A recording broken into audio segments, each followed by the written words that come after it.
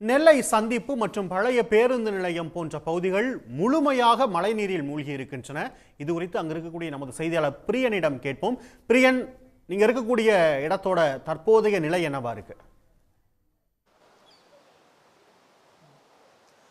இந்த நெல்லை பகுதியில் ஒரே நாளில் கொட்டி தீர்த்த அதி கனமழை காரணமாக நெல்லை மாநகராட்சிக்குட்பட்ட பல பகுதிகள் வெள்ளத்தில் மூழ்கி இருக்கின்றன.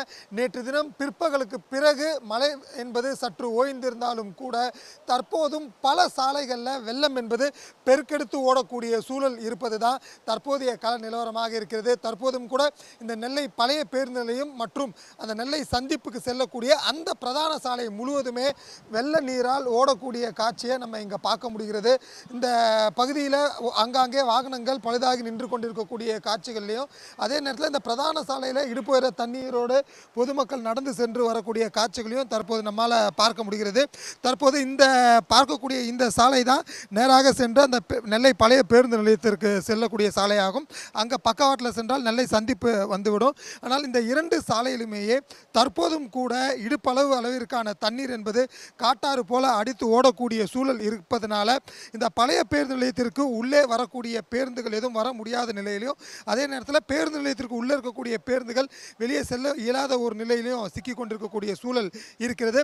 இது மட்டும் இல்லாமல் இந்த ரயில்வே ஜங்ஷன் இங்கே தான் இருக்கிறது. அந்த ரயில்வே ஜங்ஷன் இருக்கக்கூடிய அந்த பகுதி முழுவதுமே வெள்ள நீரால் சூழ்ந்து இருக்கக்கூடிய காரணத்தினால ரயில்கள் இயக்கம் என்பதும் முற்றிலும் தடைப்பட்டு போயிருக்கக்கூடியதையும் இங்கே நம்மளால் பார்க்க முடிகிறது. அது மட்டும் இல்லாமல் இந்த இன்றைய தினம், அதாவது தேதியாகிய இன்றைய தினம் இந்த தென் மாவட்டங்களுக்கு செல்லக்கூடிய பல ரயில்கள், வந்தே மாதரம் ரயில் உட்பட பல ரயில்கள் இன்றைய தினமும் ரத்து செய்யப்பட்டிருக்கின்றன. அது மட்டும் இல்லாமல் முன்பதிவு இல்லாமல் இயங்கக்கூடிய அந்த உள்ளூர்களுக்கு அருகே செல்லக்கூடிய அந்த ரயில்கள் சேவையும் கூட இன்றைய தினம் ரத்து செய்யப்பட்டிருப்பது குறிப்பிடத்தக்கது. குறிப்பாக இந்த பகுதியில் இந்த அளவுக்கு வெள்ள பாதிப்பு ஏற்படுவதற்கான முக்கிய காரணம் என்னன்னு பார்த்தா, இந்த சந்திப்புக்கு பக்கவாட்டில் தாமிரபரணி ஆற்றோடைய தரைப்பாலம் இருக்கிறது. அந்த தாமிரபரணி ஆற்றில் வந்திருக்கக்கூடிய அதி தீவிர அந்த வெள்ளப்பெருக்கானது அருகே அந்த ஆற்றங்கரையோரம் வசிக்கக்கூடிய அந்த பகுதிகள் முழுவதும் செல்லக்கூடிய காரணத்தினாலையும், அது மட்டும் இல்லாமல் இந்த பக்கத்தில் இருக்கக்கூடிய இந்த நயினார் குளத்திலிருந்து வெளியேறக்கூடிய உபரி தண்ணீரும் இந்த ரயில்வே ஜங்ஷன் மற்றும் பழைய பேருந்து நிலையம் வழியாக இருக்கக்கூடிய இந்த சாலை வழியாகத்தான் இந்த தாமிரபரணி ஆற்றுக்கு செல்லக்கூடிய வழியாக இருக்கக்கூடிய காரணத்தினாலும் இந்த பகுதி முழுவதுமே இன்னமும் வெள்ளக்காடாக இருக்கக்கூடிய ஒரு சூழலாக தான் இருக்கிறது. தற்போது நின்று கொண்டிருக்கக்கூடிய இந்த சாலையில் கூட நேற்றைய தினம் தரைத்தளம் முழுவதுமே வெள்ள நீரால் மூழ்கி இருந்தக்கூடிய சூழல்ல இன்றைய தினம் தண்ணீருடைய அளவு என்பது சற்று குறைந்திருப்பதாக இந்த பகுதிவாசிகள் சொல்லிட்டு இருக்காங்க. அது மட்டும் இல்லாமல் இது போன்ற ஒரு வெள்ளப்பெருக்கு ஏற்பட்டதுனால இந்த பகுதியில் எது போன்ற சிரமங்களை அவங்க எதிர்கொண்டாங்க அப்படின்றத குறித்து இந்த பகுதிவாசிகள்கிட்டே நம்ம கேட்கலாம். ஆனால் இப்போ எல்லாம் பாதுகாப்பாக தானே இருக்கீங்க? ஒன்றும் பிரச்சனை ஒன்றும் இல்லைல்ல? சரிண்ணா, இப்போ நேற்றுக்கு இந்த இடத்துல எவ்வளோ தண்ணி போச்சு, இன்னைக்கு இதோட நிலைமை எப்படியா இருக்குண்ணா? 7-8 அடி போச்சு சார். ஆமாம், 8 அடி உயரத்தில் போச்சு. ஆமாம், இன்னைக்கு தான் இப்போ ஓரளவு இப்போ காலையில் ஒரு 4 மணிலேருந்து அப்படியே தண்ணி குறைஞ்சி இப்போ மக்கள் இப்போ வந்து பார்க்குற மாதிரி இருக்குது சார். ஆமாம் ஆமாம், மக்கள் எல்லாம் சேஃப்டியாக தான் இருக்காங்க. நேரத்தெல்லாம் பார்த்தீங்கன்னா தமிழக தலைவர் முதலமைச்சர் அவர்கள் வந்து உத்தரவு அறிவின்படி இந்த ஏரியா மக்கள்கிட்ட கலெக்டர் இது பண்ணி போட் ரெஸ்கியூலாம் வந்துட்டாங்களா உள்ள? இல்லை, இப்போ உள்ள இங்கே நிறைய பில்டிங்ஸ் நம்ம இருக்கிறத பார்க்குறோம்ல, பில்டிங்ஸ் யாராவது சிக்கியிருக்காங்களா இல்லை எல்லாம் ரெஸ்கியூ பண்ணிட்டாங்களா? எல்லாம் வெளியில் கொண்டு வந்துட்டாங்க சார். நேற்று போட்டை கொண்டு வந்து எல்லாம் இது பண்ணி கொண்டு கல்யாண மண்டபத்தில் கொண்டு ரெடி பண்ணி வச்சுட்டாங்க. ஆமாம், அதனால் இப்போ மக்களுக்கு எந்த ஒரு பிரச்சனையும் இல்லை. ஆமாம், இந்த வெள்ளம் படிப்படியாக இன்னும் குறைஞ்சிக்கிட்டு இருக்குது. குறைஞ்சிட்டு இருந்தோடனே எல்லாம் சரியாக வந்துடும் சார். ஆமாம், இப்போ நம்ம இந்த இடத்துலேயே பார்த்தீங்கன்னா ஒரு 2 அடி தண்ணி இருக்குது. அங்கே பார்க்கும்போது அங்கே ஒரு 4 அடி தண்ணி இருக்கிறத நம்ம பார்க்குறோம். இன்னும் உள்ள அந்த பழைய பேருந்து உள்ள அந்த ரயில்வே ஜங்ஷனுக்குள்ளே அங்கெல்லாம் இப்போ எவ்வளோ தண்ணினா இருக்கும்? இப்போ ஒரு 5 அடி தண்ணி 6 அடி தண்ணி இருக்கும். இப்போதைக்கு ஒரு 5 அடி தண்ணி இருக்கும். நேற்று நைட்டெல்லாம் 10 அடிக்கு மேலே தண்ணி வெள்ளம் பெரிய இருந்தது. பஸ் ஸ்டாண்டு எதிர்ப்புறத்தில் ரயில்வே ஸ்டேஷன்லேருந்து மக்கள் வர முடியலை. ரயில்வே ஸ்டேஷனுக்கு எதிர்த்தாலே உள்ளே தண்ணி 4 அடி தண்ணி போட்டு வச்சு கிடத்துனாங்க.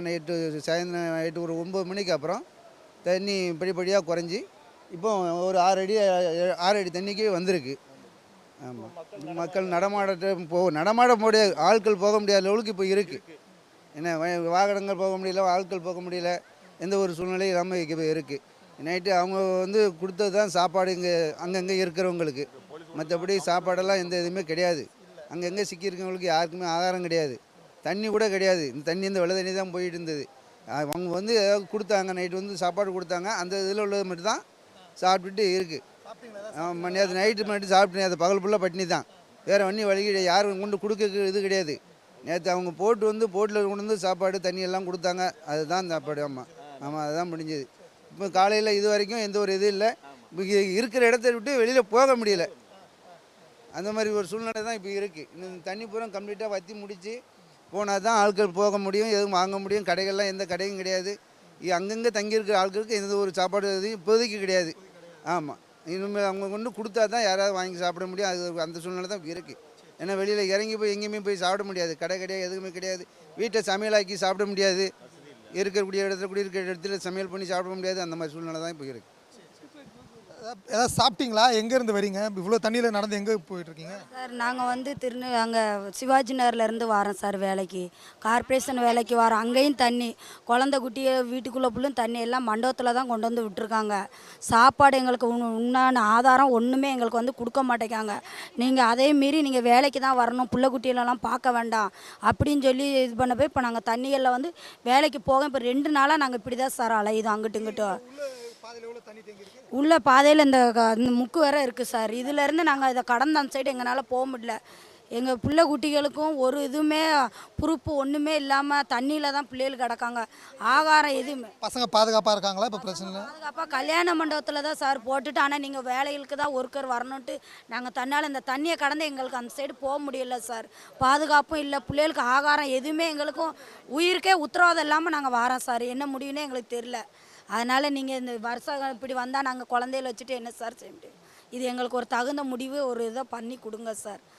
இப்போ இந்த நெல்லை சந்திப்பு பழைய பேருந்து நிலையம் இந்த சுற்றுவட்டார பகுதி முழுவதுமே வெள்ள நீர் அப்படின்றது பார்த்தீங்கன்னா நேற்றை விட இன்று தினம் கொஞ்சம் குறைஞ்சிருந்தாலும் அந்த வெள்ளத்துடைய தீவிரம் அப்படியே தான் இருக்குன்றதை நம்ம இங்கே களத்துலேருந்து பார்க்க முடியுது.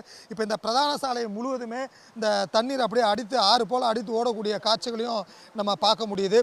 தற்போதும் கூட இந்த இடுப்பளவு தண்ணீரை இந்த பகுதி முழுவதும் சூழ்ந்திருக்கக்கூடிய காரணத்தினால இந்த பகுதி மக்கள் முழுவதும் வீடுகளுக்குள்ளேயும் அங்கங்கே கட்டடத்துக்குள்ளேயும் முழுமையாக முடங்கி இருக்கக்கூடிய ஒரு சூழல் இருக்குது. அது மட்டும் இல்லாமல் கடந்த 2 தினங்களாக மின் விநியோகம் இந்த பகுதியில் தடை செய்யப்பட்டிருக்கு.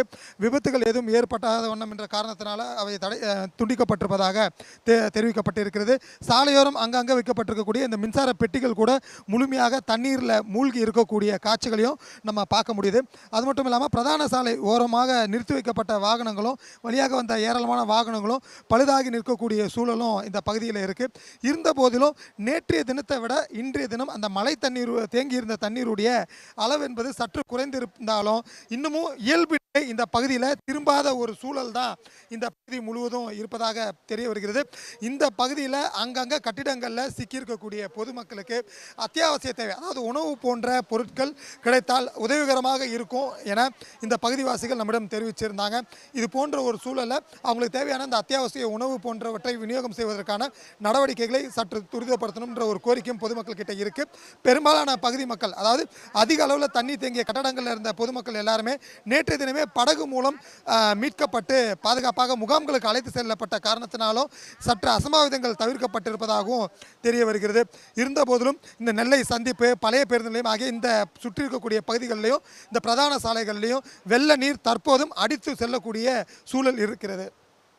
இருக்கக்கூடிய பகுதி ஆறு போல காட்சி அளிக்கிறது. நெல்லை மாநகரத்துடைய பிரதான பகுதி வணிக நிறுவனங்கள் நிறைந்திருக்க பகுதி, ஹோட்டல்ஸ், மொபைல் கடை, இது போன்ற நிறுவனங்கள் நிறைந்திருக்கக்கூடிய பகுதி. அந்த கடைகளோட நிலை என்ன என்று நினைத்தால் அச்சப்படக்கூடிய வகையில் இருக்குது. அந்த வணிகர்களோட வாழ்வாதாரம் என்ன அப்படின்னு யோசிக்கும் போது அச்சமூட்டக்கூடிய வகையில் அது இருக்குது. அது குறித்த செய்தியும் நம்ம சேகரிப்போம். உங்களுடைய தற்போதைய கள விவரங்களுக்கு நன்றி பிரியன்.